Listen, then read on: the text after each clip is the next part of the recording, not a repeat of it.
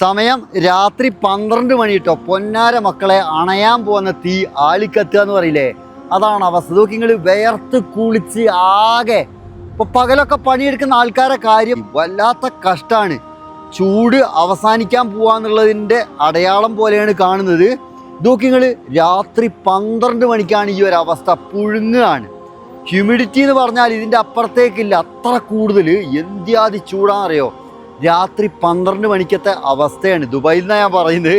ഇപ്പോൾ ഇവിടെയൊക്കെ പകലൊക്കെ പുറത്തൊക്കെ പണിയെടുക്കുന്ന ആൾക്കാരെ കാര്യങ്ങളൊന്ന് ആലോചിച്ച് നോക്കി.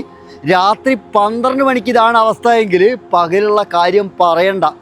അതുപോലെ ശരിക്കും ഇങ്ങനെ ഉരുകി ഒലിക്കുകയാണ്. അത്ര വലിയ ചൂട് കേട്ടോ.